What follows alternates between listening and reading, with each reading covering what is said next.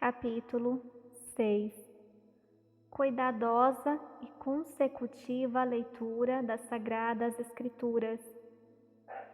Em relação a este assunto, o Sr. Miller disse: caí na cilada em que tantos jovens crentes caem.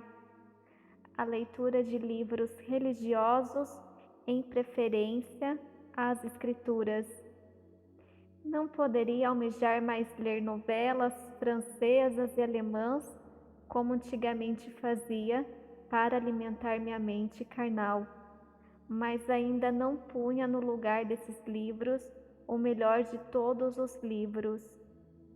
Lia folhetos, jornais missionários, sermões e biografias de pessoas piedosas. Esta última espécie de livros achei mais proveitosa que outras desde que fossem bem selecionados ou que qualquer um deles tivesse me inclinado particularmente a valorizar as Escrituras. Nunca me habituaram, em toda a minha vida, a ler as Sagradas Escrituras. Antes dos 15 anos, ocasionalmente, as li um pouco na escola.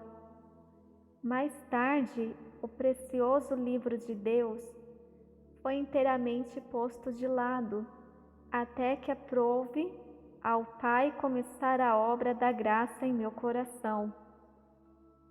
O próprio Deus, pensei, se tornara um autor e eu era ignorante de seu precioso livro, escrito por servos seus impulsionados pelo Espírito Santo.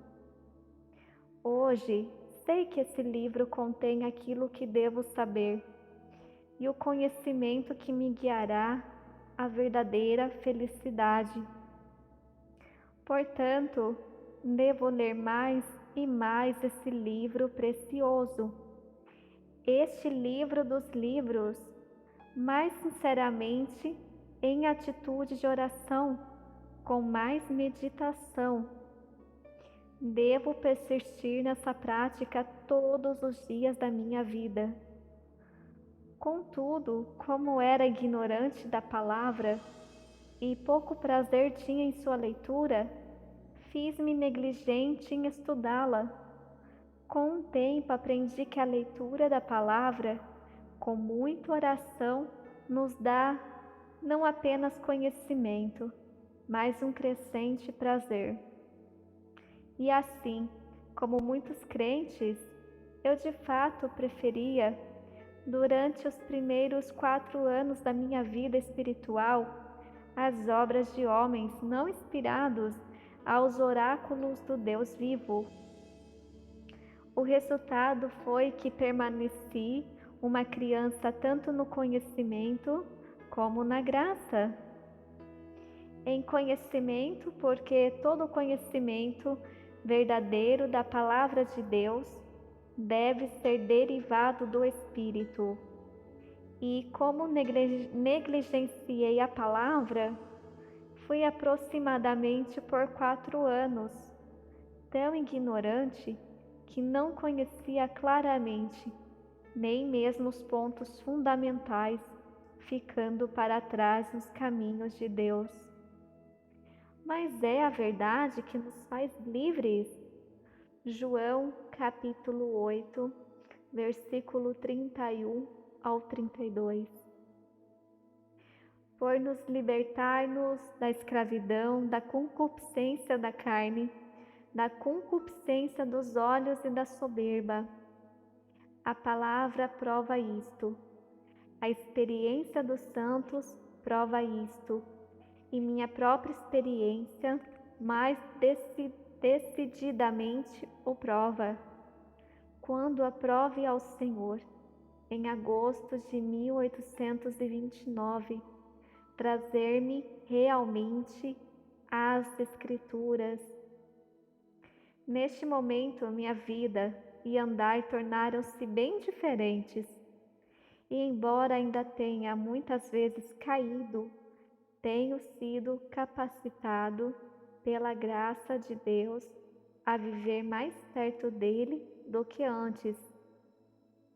Se qualquer crente que ler isto preferir outro livro às Escrituras Sagradas e gostar mais dos escritos dos homens do que da palavra de Deus, que eles possam ser advertidos ao saberem quanto perdi com atitude semelhante.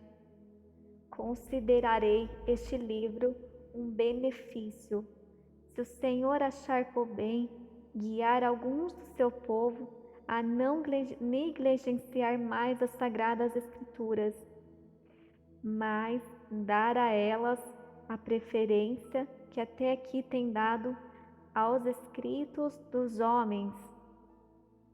Minha versão em aumentar o número de livros que existem deveria ter sido suficiente para impedir-me de escrever estas páginas.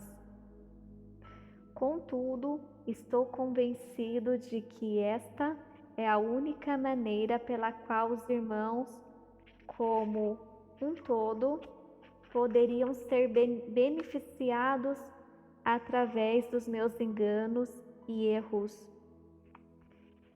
E tenho esperança de que, em resposta às minhas orações, a leitura da minha experiência possa ser o meio de guiá-los a valorizar as Escrituras mais e mais e fazer delas a regra para todas as suas ações.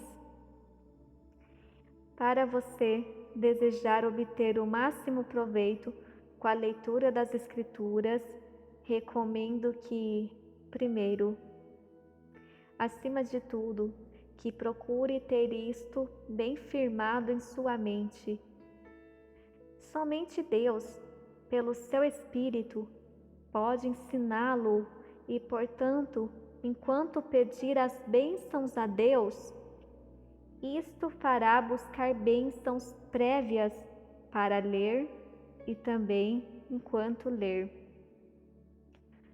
Segundo, embora o Espírito Santo seja o melhor e mais suficiente professor, ele nem sempre ensina imediatamente quando desejamos. Às vezes é preciso solicitar-lhe repetidas vezes a explicação de certas passagens. Ele certamente nos ensina se, na verdade, estamos buscando iluminação em oração, pacientemente visando a glória de Deus. Terceiro, é de imensa importância para a compreensão da palavra de Deus lê-la sistematicamente. É importante lermos cada dia uma porção do Antigo Testamento e do Novo Testamento, continuando a cada dia do ponto em que paramos no dia anterior. Isto é importante por várias razões. Primeiro, porque traz luz à conexão entre os acontecimentos. É um sistema diferente daquele em que alguém escolhe capítulos particulares, pois leva mais rapidamente à compreensão das Escrituras.